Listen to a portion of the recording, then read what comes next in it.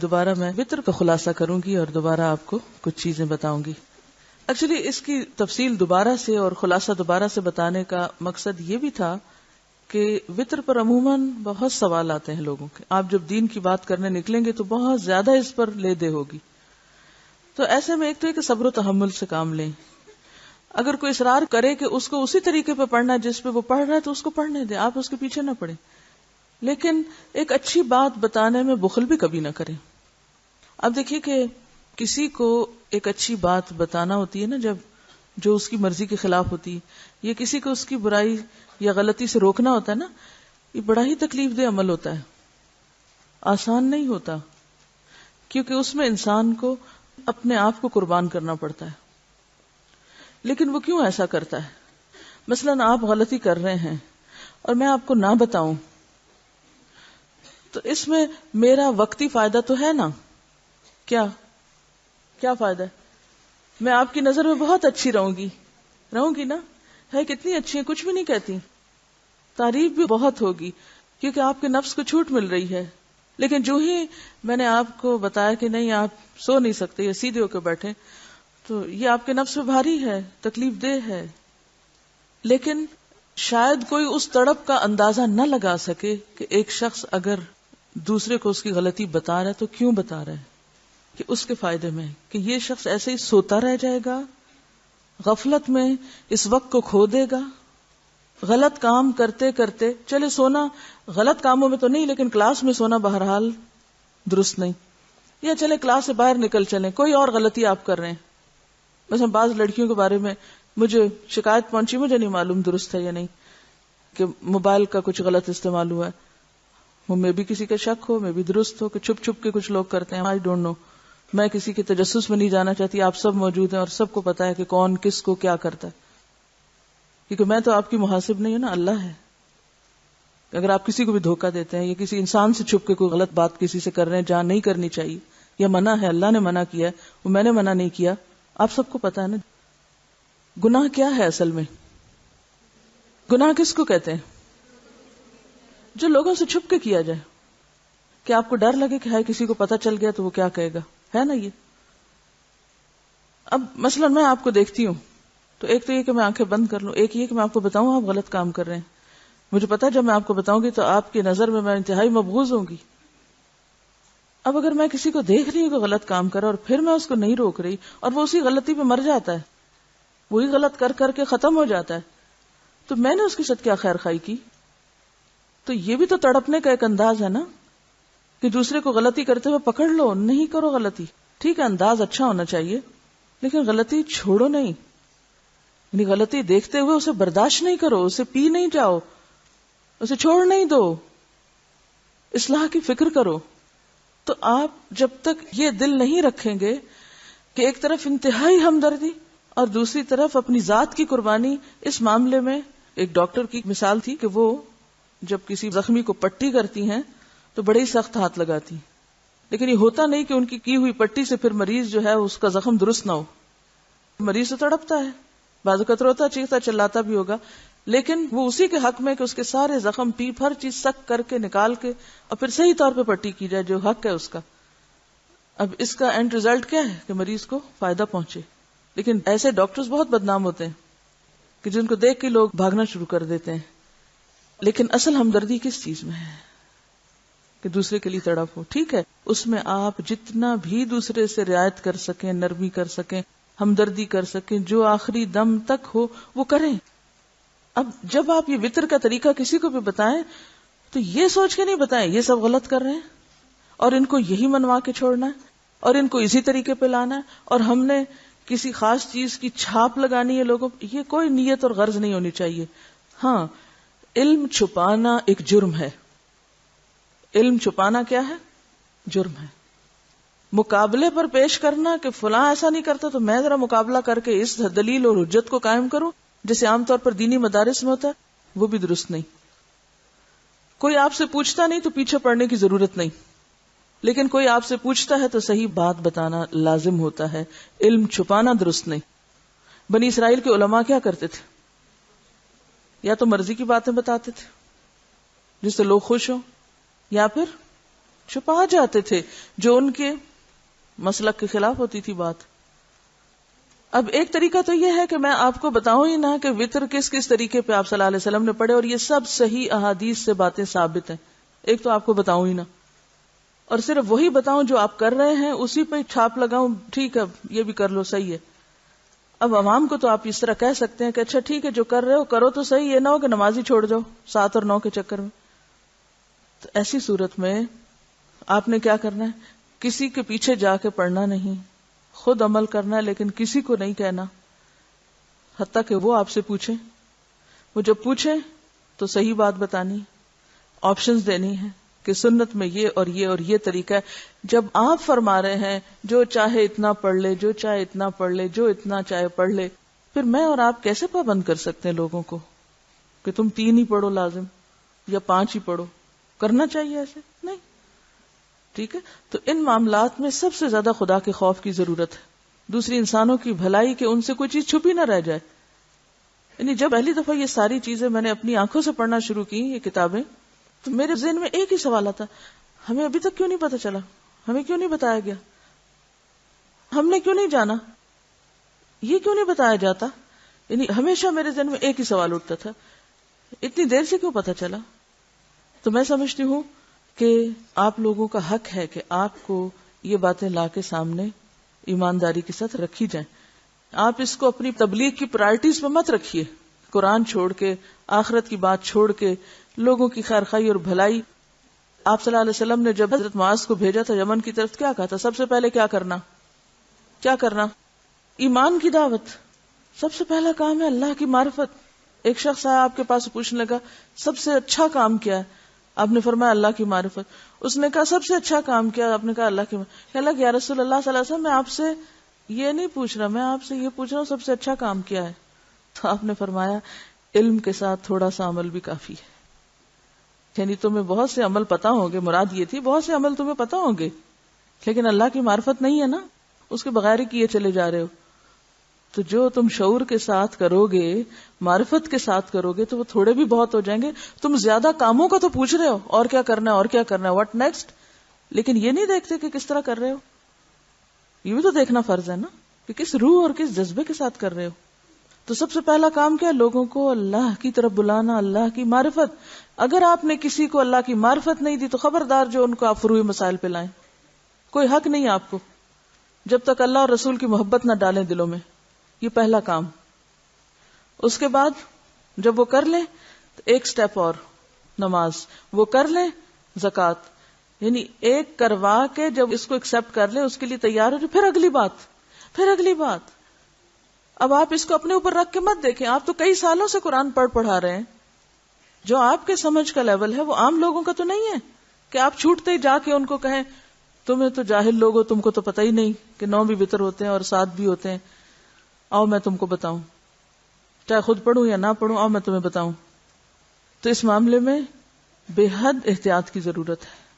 اتنا نازک معاملہ ہے یہ کہ ایک طرف اس بات کا تقاضا کرتا ہے کہ جو اللہ کے رسول صلی اللہ علیہ وسلم نے کیا اور فرمایا وہ لوگوں تک پہنچے، اور دوسری طرف اس طرح نہ پہنچے کہ وہ سنت کو جھٹلانا شروع کر دیں.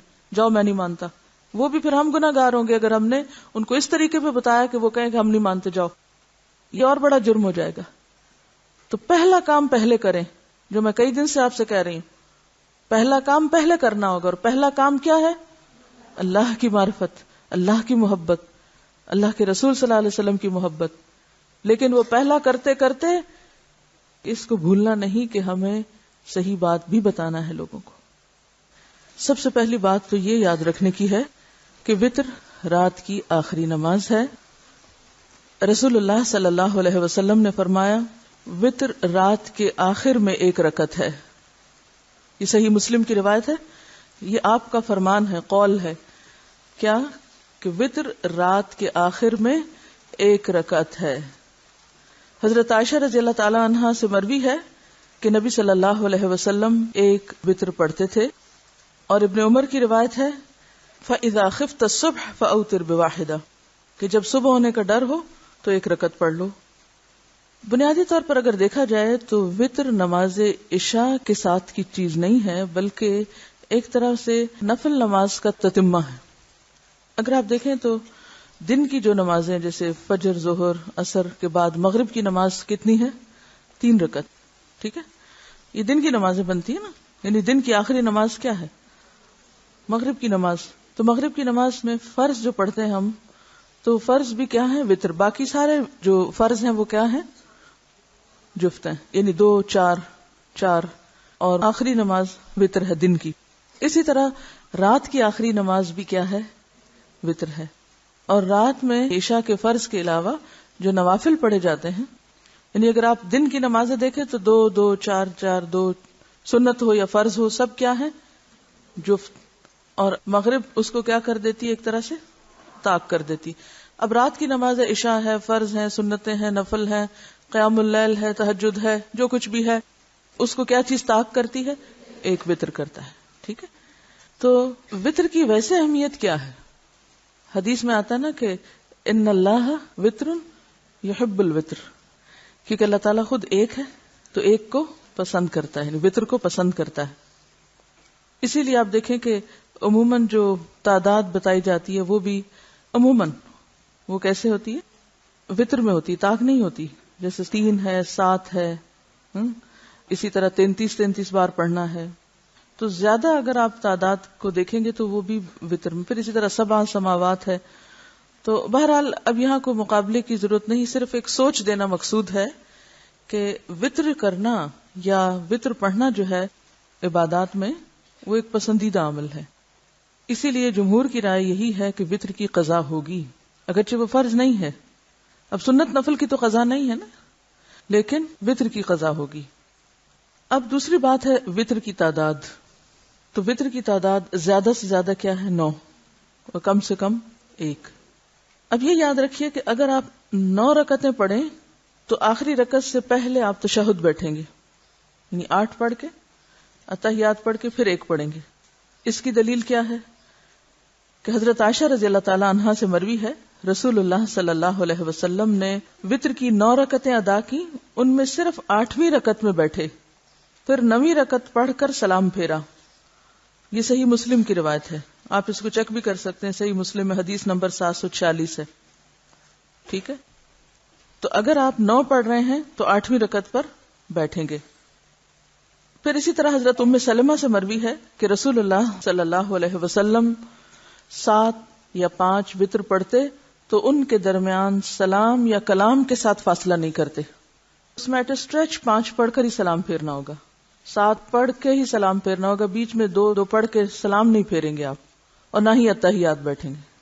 ٹھیک ہے، ہاں جو 3 رکعت ہے اس کے بارے میں 2 طریقے ملتے ہیں. 5 اور 7 جو ہیں ویسے تو آپ نے پڑھنے نہیں، اس لیے کوئی اتنی پریشانی کی بات نہیں ہے کہ آپ کو پڑھیں گے کبھی. ویسے بڑا مزہ آتا ہے. میں نے اصل میں کسی مسجد میں پڑھی تھی، خود سے نہیں، کسی مسجد میں گئی ہوئی تھی تراویح پڑھنے، تو انہوں نے بعد میں 5 یا 7 پڑھائی. تو وہ ایک نئی چیز تھی نا، تو ہر نئی چیز اپنے اندر ایک اٹریکشن بھی رکھتی، تو اس میں واقعی ایک لطف آیا. عموماً ہوتا پتہ کیا، جب ہم نماز شروع کرتے ہیں نا تو تھوڑا سا شیطان حاوی ہوتا ہے، ذرا سی سستی کرتا ہے، پھر ہم جب پڑھنے لگ جاتے ہیں تو پھر کیا ہوتا ہے، پھر آسان ہونے لگتی ہے، پھر مزہ آنے لگتا ہے. شاید اسی وجہ سے آپ صلی اللہ علیہ وسلم نے تہجد کی نماز میں پہلی 2 رکعتیں ہلکی پڑھی، تاکہ ایک دفعہ داخل تو ہوں. جیسے نماز سے پہلے وضو ذرا تھوڑا سا ایک رکاوٹ ہوتی ہے، اچھا کرتے ہیں وضو کر لیتے ہیں تو نماز آسان ہو جاتی. یعنی اگر وضو ہو یا وضو کر لیا جائے تو نماز آسان لگتی ہے بنسبت اس کے کہ آپ اس طرح سوچیں کہ اچھا نماز پڑھنی ہے اور ابھی وضو بھی کرنا ہے، تو وہ ذرا سا ایک فرق سچویشن ہوتی. تو اسی طرح جب آپ پہلی 2 رکعت ہلکی پڑھ لیتے ہیں، جیسے فجر کی بھی پہلی 2 رکعتیں ہلکی ہیں سنت کی، آپ پہلی رکعت میں قل یا ایھا الکافرون اور دوسری میں قل ھو اللہ پڑھتے تھے، اور پھر طویل قرات کرتے تھے فرض میں.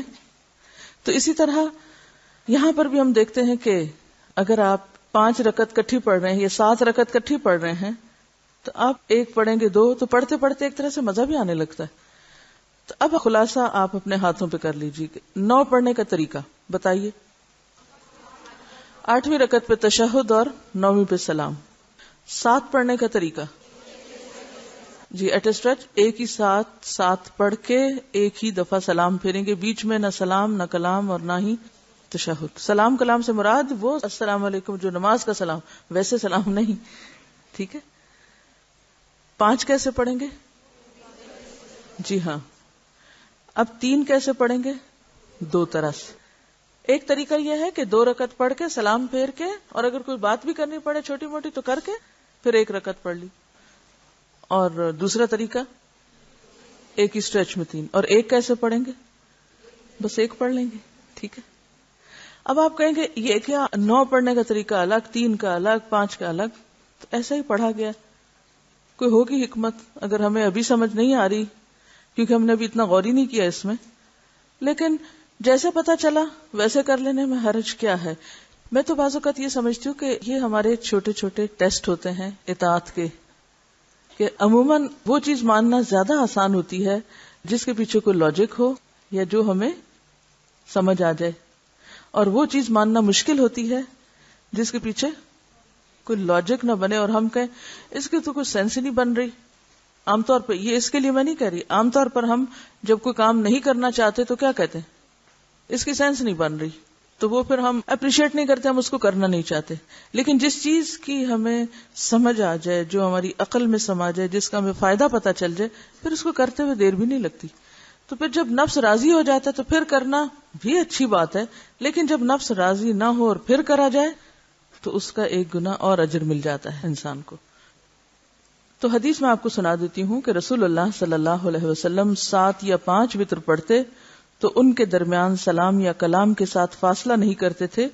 یہ صحیح ابن ماجہ جو ہے البانی کی، اس میں حدیث موجود ہے، حدیث نمبر 980. خود بھی آپ ریفرنس پہ جا کے چیک کر لیجئے کتابوں میں. حضرت عائشہ سے روایت ہے کہ آپ 5 وتر پڑھتے اور ان میں صرف آخری رکعت میں بیٹھتے، یعنی 5 پڑھ کے کھڑے ہوتے جاتے.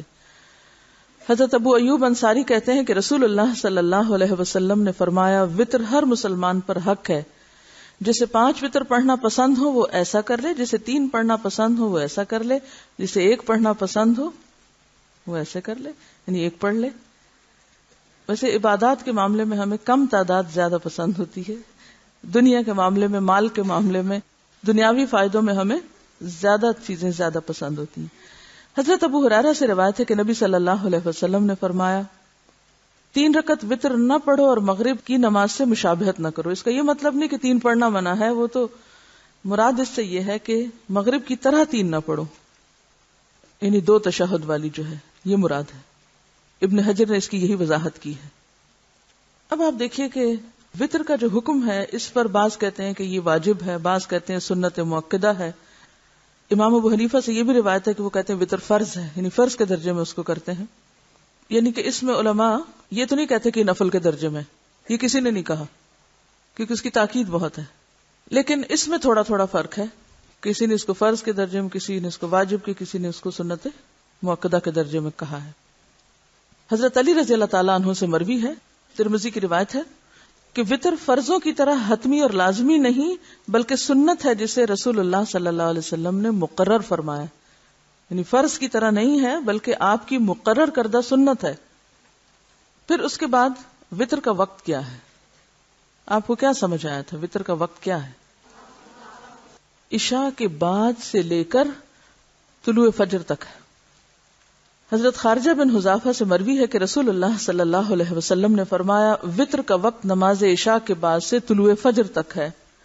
حضرت ابو سعید رضی اللہ تعالیٰ عنہ سے مروی ہے کہ نبی صلی اللہ علیہ وسلم نے فرمایا صبح سے پہلے وتر پڑھو.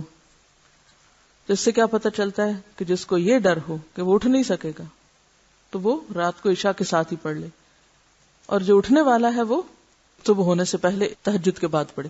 یہاں ایک اور مسئلہ بھی واضح کرنا بے حد ضروری ہے کہ آپ نہ ان لوگوں میں سے ہیں جو ریگولرلی تہجد پڑھتے ہیں اور نہ ان لوگوں میں سے ہیں جو کبھی نہیں پڑھتے. یعنی آپ میں سے کچھ لوگ تو وہ ہوں گے اللہ کے فضل سے جو ہمیشہ مداومت کرتے ہیں اس عمل پر، کچھ ایسے ہوں گے جنہوں نے کبھی بھی نہیں پڑھے ہوں گے، کچھ بیچ کے لوگ بھی ہوں گے کہ جس دن آنکھ کھل گئی پڑھ لیا، زیادہ دیر تک جاگے سو لیا، ہے نا. اب پہلا بھی معاملہ صاف ہے، کیسے کہ جو روز اٹھتا ہے اس کے لیے تو لازم ہے کہ وہ صبح ہی پڑھے وتر، اور جو کبھی نہیں اٹھتا اس کے لیے لازم ہے کہ عشاء کے ساتھ ہی پڑھ کے سوئے.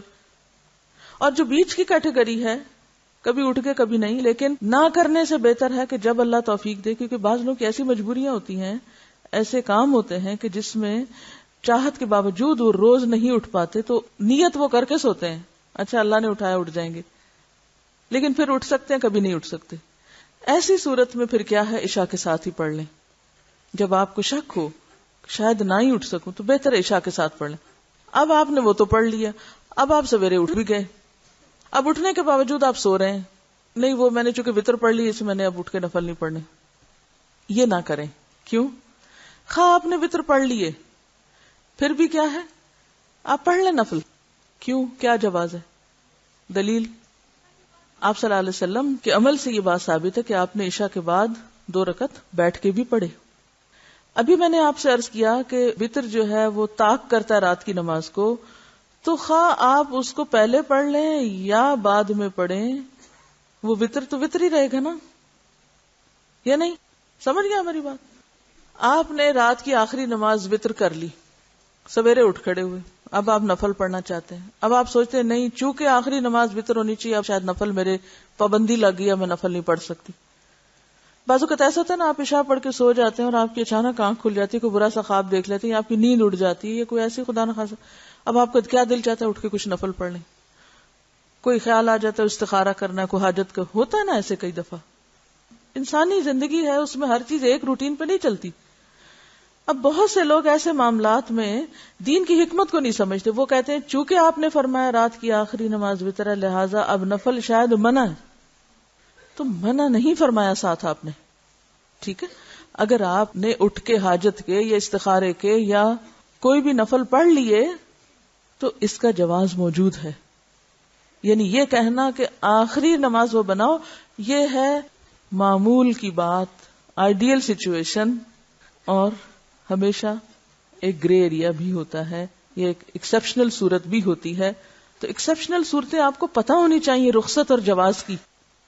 اب ہماری مشکل پتہ ہے کیا، ہم رخصت کو کیا بنا لیتے ہیں اصل، یعنی ہم اس طرف چل پڑتے ہیں جس سے کام خراب ہوتا ہے. قنوت کے بارے میں ایک سوال آیا تھا کہ کیا صرف یہی قنوت پڑھنی؟ نہیں، دوسری قنوت بھی پڑھ سکتے ہیں آپ، اس کے علاوہ بھی دعائیں پڑھ سکتے ہیں، ٹھیک ہے. حضرت علی کی روایت میں آتا ہے کہ رسول اللہ صلی اللہ علیہ وسلم اپنے وتر کے آخر میں یہ دعا پڑھتے تھے، اللہم انی اعوذ برداک من سخطک وبمعافاتک من عقوبتک واعوذ بک منک لا احصی ثناء علیک انت کما اثنیت علی نفسک. یہ دعا پیچھے گزر چکی ہے، ٹھیک ہے. ہاں، اب ایک سوال اور کہ اگر کوئی شخص صبح اٹھ گیا، رات کو وتر پڑھ چکا تھا، تو اب نفل اس نے پڑھے، تو کیا پھر وتر پڑھے؟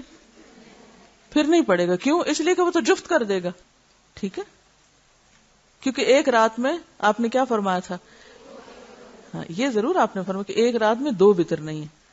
واضح معاملہ. کسی نے پوچھا تھا کہ اگر دعائے قنوت نہ پڑھی جائے تو کیا سجدہ سہو ہوگا؟ نہیں، سجدہ سہو نہیں ہوگا. یعنی وتر دعائے قنوت کے بغیر بھی ہو جاتے ہیں. اگر بھول گئے کبھی آپ یا ویسے جان کے نہیں پڑھا تو کوئی حرج نہیں. دیکھیے، جو حرم کعبہ میں ہوتا ہے ہم ان کو نہیں معیار بنائیں گے، ٹھیک ہے. نہ ہم جمع غفیر دیکھیں گے، نہ ہم اکثریت کو دیکھیں گے، نہ اپنی رائے اور اپنے آباء و اجداد کو دیکھیں گے. میں نے تو اپنی زندگی میں ایک ہی اصول بنایا ہوا ہے، کہیں کسی وقت کوئی بہتر چیز مجھے ملے گی تو میں کچھ بھی نہیں دیکھوں گی، اس کو لے لوں گی، اور کہیں سے بھی ملے گی. کیونکہ حضور صلی اللہ علیہ وسلم نے کیا فرمایا کہ حکمت کیا ہے مومن کی. بعض لوگوں کو تھوڑا سا اچھا نہیں لگتا جب میں کبھی چائنیز یا جاپنیز یا کسی اور کی بات کرتی ہوں. وہ سمجھتے ہیں کہ شاید دین کی مجلس میں صرف دین کی بات ہونی چاہیے. آپ دیکھیے، ہم دنیا میں بھی تو رہتے ہیں نا. آپ صلی اللہ علیہ وسلم نے کیا دوسری اقوام سے صرف نفرت ہی کا سبق دیا ہے اور یہ بتایا کہ اگر وہ کوئی اچھا کام بھی کریں تو اس کو اپریشیٹ نہ کیا جائے کیونکہ وہ مسلمان نہیں؟ ایسا نہیں ہے. حضرت سلمان فارسی نے جب ایرانیوں کے طریقے پر جنگ خندق میں خندق کھدوائی تھی تو آپ نے کہا یہ بدعت ہے؟ نہیں. جب جنگ بدر کے قیدیوں سے آپ نے جو مشرک تھے مدینہ کے بچوں کو پڑھوایا تھا تو اس سے کیا پتہ چلتا ہے کہ نان مسلم سے نہیں سیکھنا چاہیے. اگر کوئی نان مسلم ٹیچر ہو تو نہ سیکھا جائے، سیکھا جائے.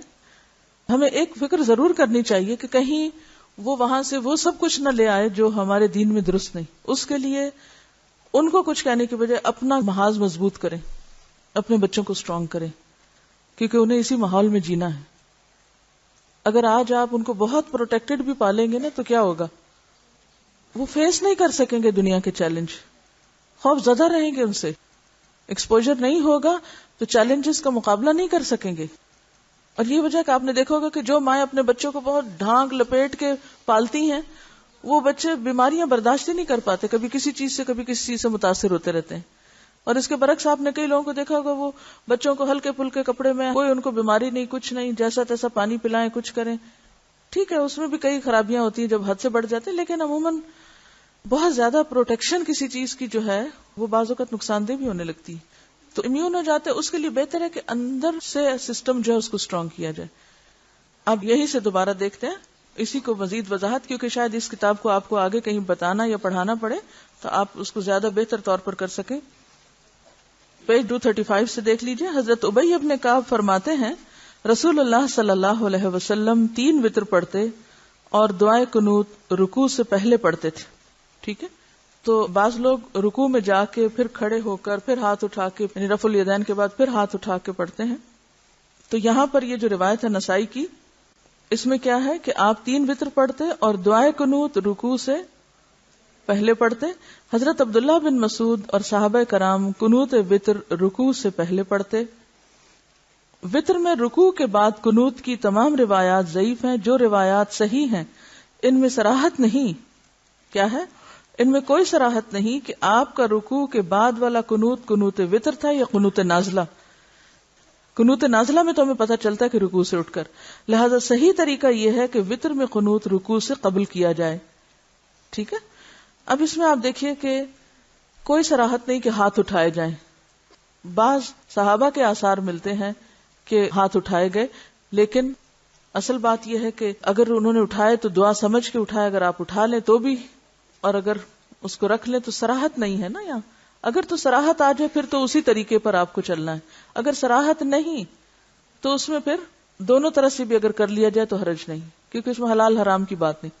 اس رفع یدین کا کوئی ثبوت نہیں ہے جو قنوت کے لیے خاص کیا جاتا ہے, اس کی کہیں دلیل نہیں ہے. دیکھیے اگر ہم صرف ایک چیز کو اپنے سامنے رکھیں کہ کوئی چیز میں دین سمجھ کے جب کرنے لگی ہوں تو مجھے اس کی دلیل چاہیے, اور دلیل بھی درست چاہیے. ٹھیک ہے. اگر صحیح حدیث ایک طرف ہے اور دوسری طرف صرف کسی کا آثار ہے یا کسی کے اقوال ہیں یا کسی کی رائے ہے یا قیاس ہے, تو ایسی صورت میں پھر آپ خود چوائس کر لیں کہ کیا کرنا چاہیے آپ کو, آپ کا اپنا ضمیر بتایا آپ کو. ٹھیک ہے نا. وآخر دعوانا ان الحمد للہ رب العالمین. سبحانک اللہم وبحمدک نشہد ان لا الہ الا انت نستغفرک ونتوب الیک.